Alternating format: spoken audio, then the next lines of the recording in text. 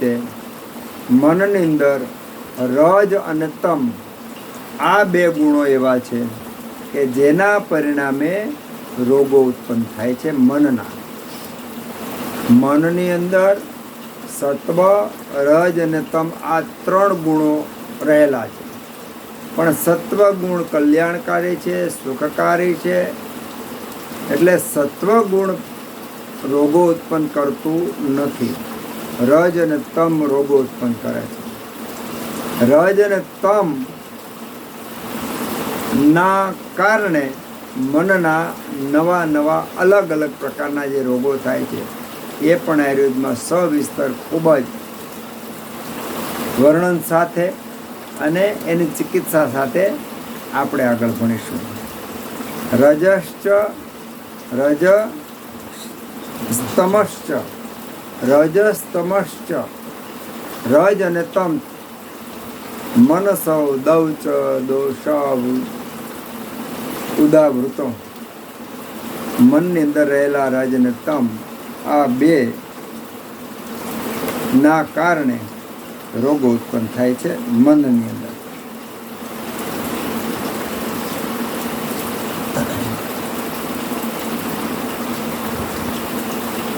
આપણે અત્યાર સુધી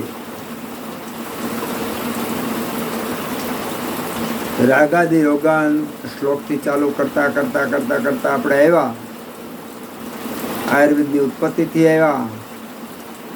આયુર્વેદના વિભાગો, દોષો, ધાતુ, રસ, વીર્ય, વિપાક, રોગ, એના અધિષ્ઠાન વગેરેની ચર્ચા કરતા અત્યારે આપણે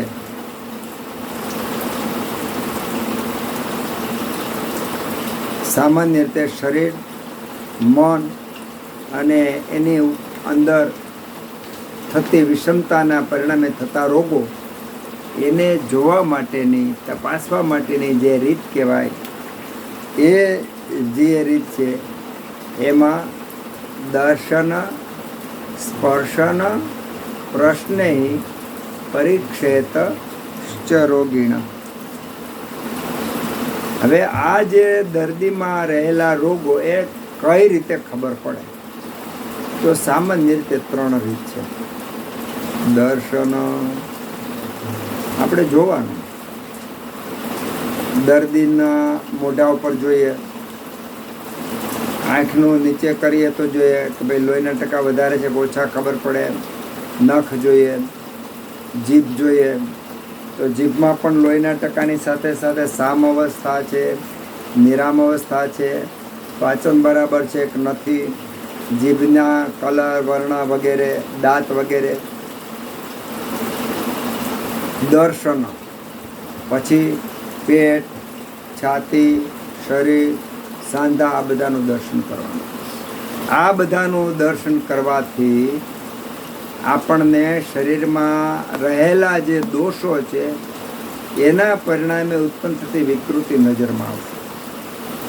દર્શન, સ્પર્શન, પ્રશ્ન.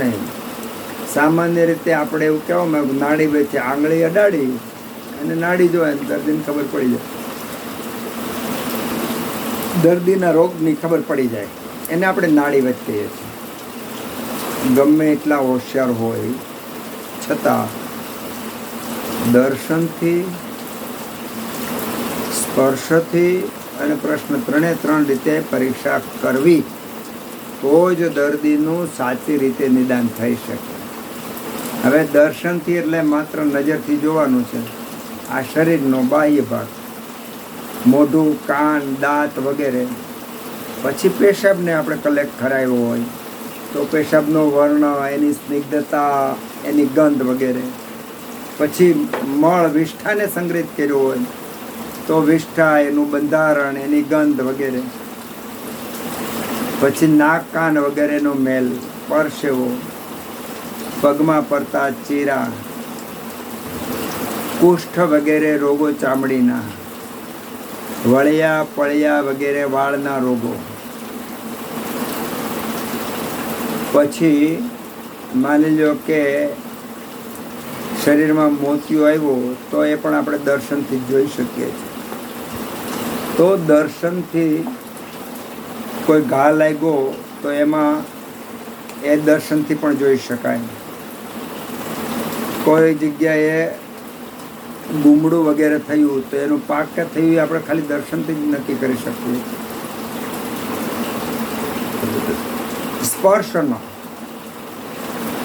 એટલે અડીને ગરમ છે, ઠંડુ છે, પોચું છે, કઠણ છે વગેરે જે પરીક્ષા કરવામાં આવે એને સ્પર્શન પરીક્ષા કહેવામાં આવે. મારે ગયા નહીં ને આગલા અઠવાડિયામાં એક દર્દી હતું, બેન હતા, એનું પગ કે બહુ દુખે બધું, પગનો મેં સ્પર્શ કર્યો તો જાણે કે લોખંડનો થાંભલો હોય ને એવું લાગ્યું, એટલું કઠણ. પછી એના હાથ જોયા, હાથ પણ એવા, આ જોયું તો આ જાણે કે લાકડાનું આખું મોઢું બને ને એટલું કડક. તો તમે સ્પર્શ કરશો તો જ તમને આપણને દર્દીનું નિદાન કરવામાં પૂરી સફળતા મળશે. એટલે અનુમાનથી આપણને ખબર પડી જાય તો પણ આપણે દર્શન, સ્પર્શ અને પ્રશ્ન ત્રણ રીતે પરીક્ષા કરી લેવાની, પછી જ રોગ નક્કી કરવાનો. એકલા દર્શનથી, એકલા સ્પર્શનથી, એકલા પ્રશ્નથી કરવામાં આવેલી નિદાન ઘણીવાર ખોટું પડે છે. એટલા માટે ઋષિ મુનિઓએ કીધું કે આ 3 રીતે, તો ત્રણ રીતે દરેક દર્દીમાં ગમે એટલી માહિતી તોય દર્શન, સ્પર્શ અને પ્રશ્ન 3 કરવા. એમાં જો આપણે એ ન કરીએ તો ઘણીવાર દર્દીને પાકું નિદાન ન થવાને કારણે વધારે સહન કરવું પડે છે. એનો એક દાખલો,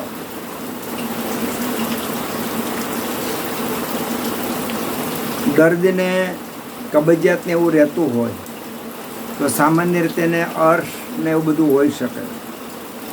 હવે આપણે દર્દીને તપાસ ન કરીએ ગુદાની બધી અને એને અર્શ હોય, અર્શની ચિકિત્સા ન કરીએ તો 6 મહિના, વર્ષ, દિવસ દર્દી લક્ષણોથી સારું થઈ જાય, પણ રોગો તો અંદર હોય તો વર્ષે 2 વર્ષે ફરીવાર પાછા એ રોગો ફરીવાર પુનઃસ્થાપિત થાય છે. માટે દર્દીને દર્શન, સ્પર્શન અને પ્રશ્ન. સ્પર્શન એટલે અડીને, પ્રશ્ન એટલે પ્રશ્નો પૂછવાના. પ્રશ્ન પૂછવામાં ભૂખ કેવીક લાગે છે, ઠંડી ગરમી કેવીક લાગે છે, પછી માની લ્યો કે એને સંડાસ કે પેશાબની જે કાંઈ હોય એવી વાતો હોય, ઓડકાર છે, વાયુ છે, શરીરનો દુખાવો, સાંધાનો દુખાવો, આવા બધા પ્રશ્નો પૂછી અને બધું ભેગું કરીને પછી આપણે એક યોગ્ય નિદાન ઉપર આવી શકીએ અને પછી જ નિદાન ઉપર આવવું જોઈએ. દર્શન, સ્પર્શન, પ્રશ્ને પરીક્ષેત ચ રોગીણા. આ 3થી પરીક્ષા કરી અને રોગનું નિદાન કરવા, આ એની રીત છે. રોગમ નિદાન પ્રાગરૂપ લક્ષણ ઉપશય આપ્તિભિ. રોગમ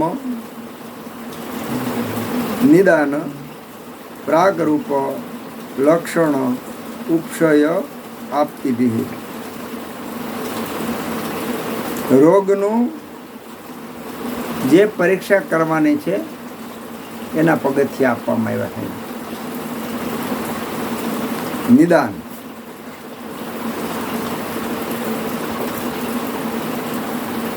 નિદાન એટલે જેના કારણે રોગ ઉત્પન્ન થયો હોય એ કારણને નિદાન કહેવામાં આવે છે. દાખલા તરીકે કોઈ બહુ ખાટું તીખું ખાતો હોય તો એવી વ્યક્તિને પિત્ત પ્રકોપ થાય, એવી વ્યક્તિને એસિડિટી થાય.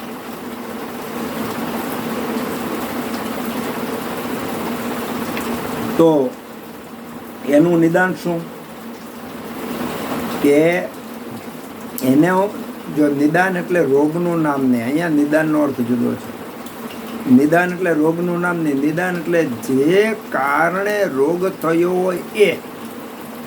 તો કટુ અમ્લો આહાર એનું નિદાન થયું.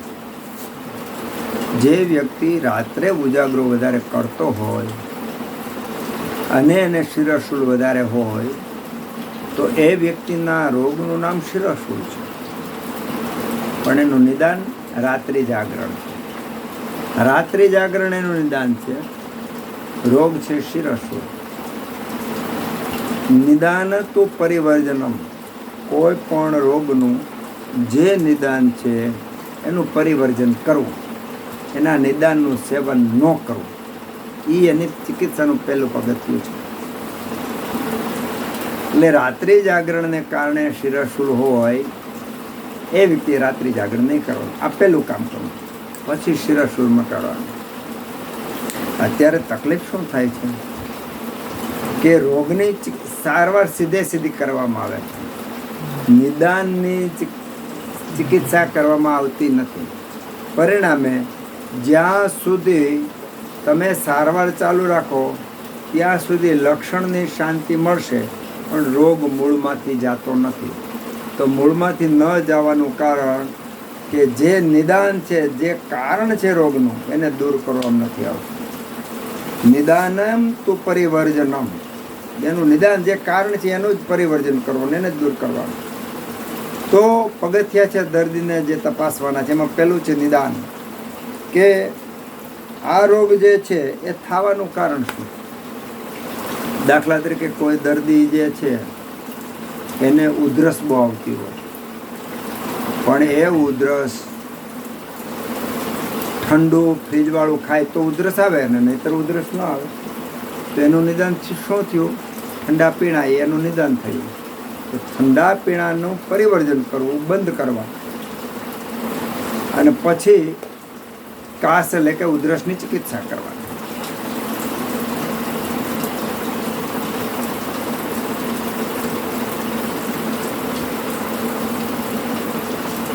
નિદાનમ, તો જે રોગનું કારણ જે હોય એને નિદાન કહેવામાં આવે છે, એને દૂર કરવાનું પહેલું.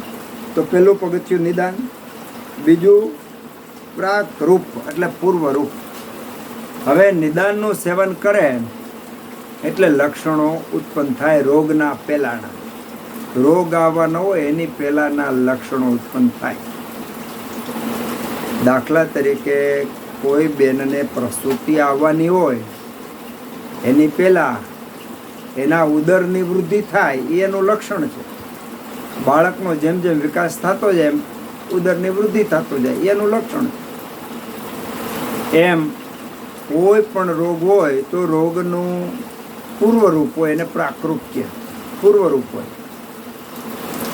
દાખલા તરીકે જ્વર એટલે કે તાવ આવવાનો છે, તો તાવ આવે એની પહેલાં ભૂખ ન લાગવી, શરીર દુખવું, માથું દુખવું, આ બધા એના પૂર્વરૂપ છે. હવે આવું થવા માંડે તો જેને જ્ઞાન છે, ખબર છે કે તાવના પૂર્વરૂપ છે, તો જો પૂર્વરૂપની ખબર હોય ને એની ચિકિત્સા કરવામાં તો આગળના પગથિયામાં આવતો તાવ આવે નહીં. તો પહેલું પગથિયું નિદાન સેવન. નિદાન સેવન કરે એટલે કે રોગના પૂર્વ લક્ષણો ઉત્પન્ન થાય. પૂર્વ લક્ષણો ઉત્પન્ન થાય છતાંય નિદાનનું સેવન ચાલુ રાખે તો પછી રોગના પોતાના લક્ષણો ઉત્પન્ન થાય. તાવ આવે, ઠંડી આવે, ભૂખ ન લાગે, પેટમાં દુખે, ઝાડા અથવા ઉલટી થાય, થાક લાગે, બેચેની લાગે, ચક્કર આવે, આ બધા લક્ષણો ઉત્પન્ન થાય. ક્યારે? તેણે નિદાનનું સેવન ચાલુ રાખ્યું. તો નિદાનનું સેવન ચાલુ રાખવું હોય તો પૂર્વ લક્ષણો થાય, પૂર્વરૂપ થાય.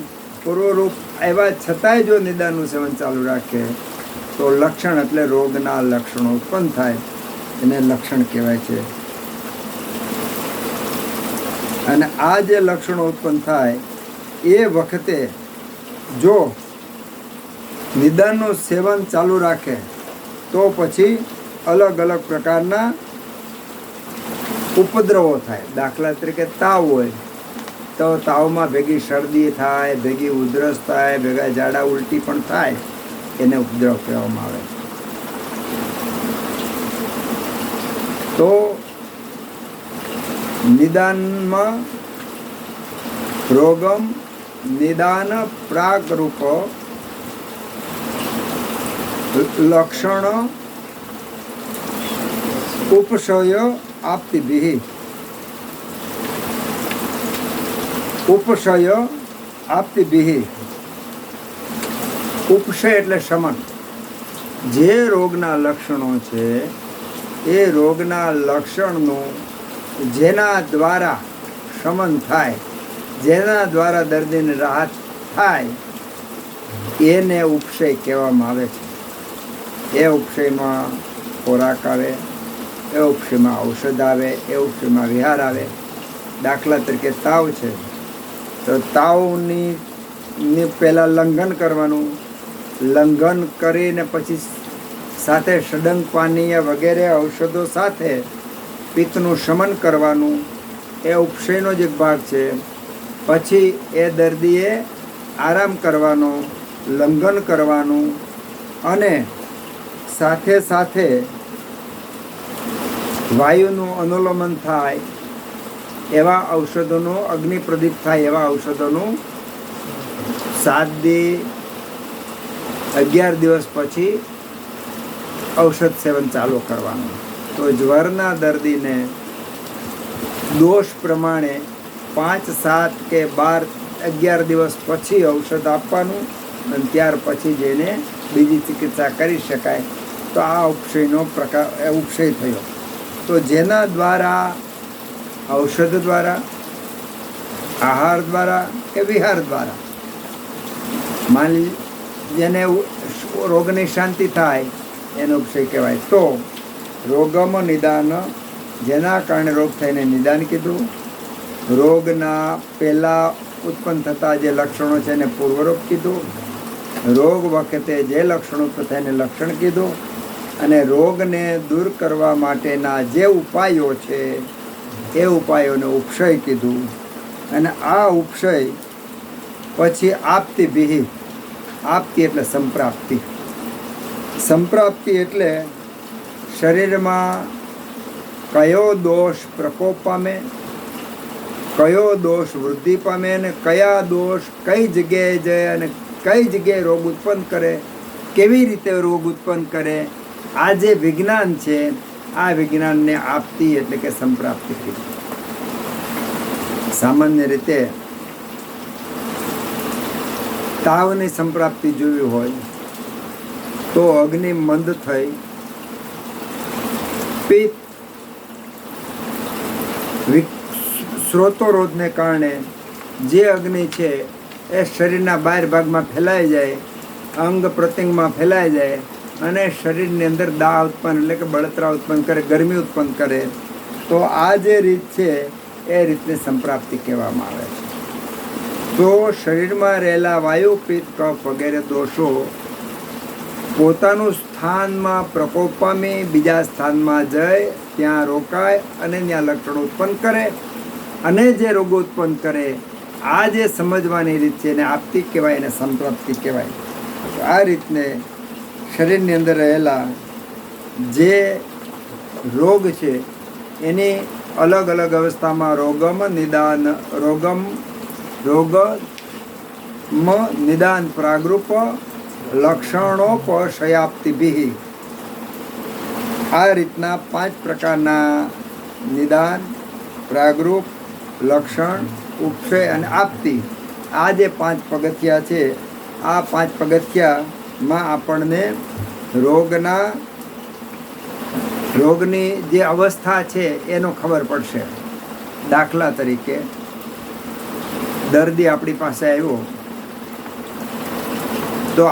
આવ્યો તો એ નિદાનનું સેવન કરે છે એટલે આપણને ખબર પડી જવી જોઈએ કે ભાઈ આને ઝાડા થઈ જવાના છે, આને એસિડિટી થઈ જવાની છે, આને વાયુ વધવાનો છે. નિદાનનું સેવન કરે ત્યાં જ આપણને ખબર પડી જાય કે આ દર્દીને ભવિષ્યમાં આવા રોગો થાય.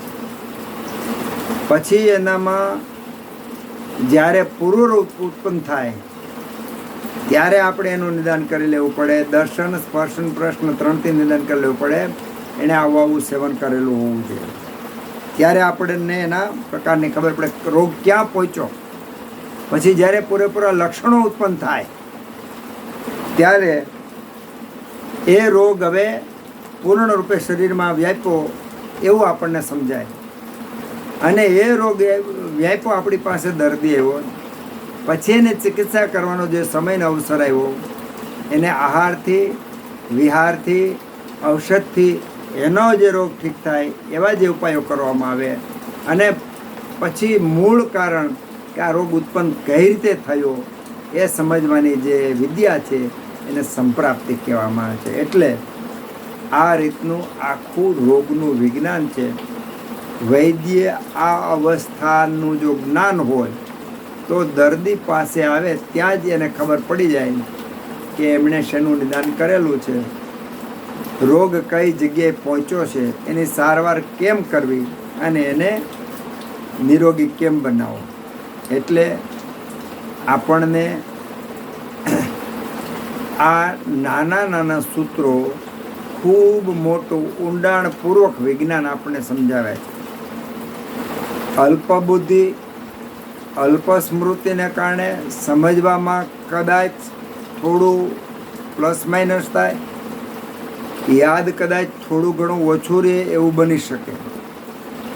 નિરંતર અભ્યાસ કરવાથી જેવી રીતે કાળમીંડ પથ્થર ઉપર જે દોરીની કોઈ શક્તિ નથી એ દોરી પણ સતત ઘસાય અને પથ્થરને કાપો પાડી દે છે, એમ સતત અભ્યાસથી આપણે ગૂઢમાં ગૂઢ વિદ્યા એના રહસ્યોને પામી શકીએ છીએ. અને એ પામવા માટે આપણે ભગવાન ધન્વંતરીને પ્રાર્થના કરીએ કે આપણને નિરંતર અભ્યાસ કરવાની મતિ આપે. ઓમ સહનાવવતુ સહનૌ ભુનક્તુ સહ વીર્યં કરવાવહૈ તેજસ્વિનાવધીતમસ્તુ મા વિદ્વિષાવહૈ. ઓમ શાંતિ શાંતિ શાંતિ.